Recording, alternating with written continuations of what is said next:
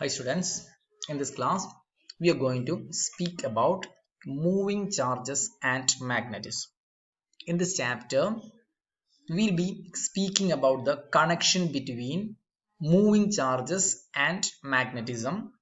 It's a very important chapter as far as plus 2 is concerned, and there are many numericals asked in our entrance also. Okay, then let's directly move on to our moving charges and magnetism. The first thing that we have to understand in our moving charges is Biot-Savart's law. Biot-Savart's law. In order to understand Biot-Savart's law, we are having a current carrying conductor. Let's say it's an irregular shape conductor. Let this be an irregular shape conductor, and it's having a current which is passing upwards in this direction. Then we have to find out the magnetic field intensity due to a small segment of this current carrying conductor. Let's call the small segment of this current carrying conductor DL. What's the small segment of this current carrying conductor called? It is DL. Okay, DL is the small segment of the current carrying conductor, and let's assume that we are finding the magnetic field intensity over here.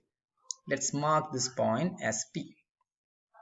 Then the distance from DL to the point P, let's take this as R. Let's take R as the distance from DL to the point P where the magnetic field intensity is to be measured, and let us take the angle between DL and R, let's take it as theta.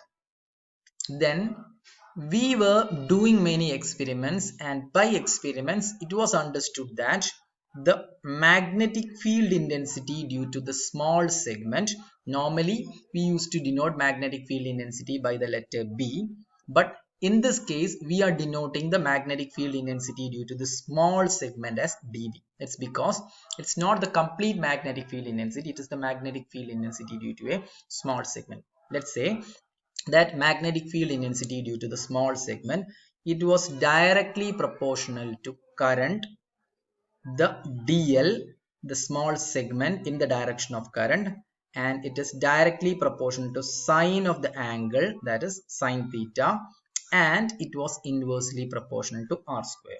Therefore, it was experimentally found that the magnetic field intensity due to the small segment of this conductor, it is directly proportional to current DL, that is the small segment of current in the direction of current, and sine of the angle between DL and R, and it is inversely proportional to square of the distance. Therefore, we could write, if this is dB proportional to ideal sine theta by R square, we should write dB is equal to some constant into ideal sine theta by R square. In this case, the constant that is multiplied over here is mu 0 by 4 pi. Therefore, dB is equal to mu 0 by 4 pi ideal sine theta divided by R square. This is our Biot-Savart's law. Therefore, if anybody is asking you what's the mathematical formula for Biot-Savart's law, you could say it is dB is equal to mu 0 by 4 pi ideal sine theta divided by R square. What's dB? dB is the magnetic field intensity due to the small segment of the current carrying conductor.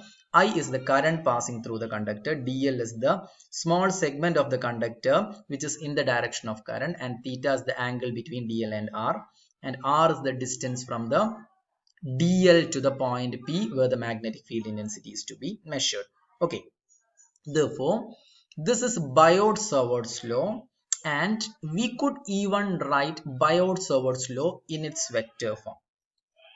This is Biot-Savart's law. Normally we used to use this formula for our calculation purpose and all, but in some cases we will be using Biot-Savart's law in its vector.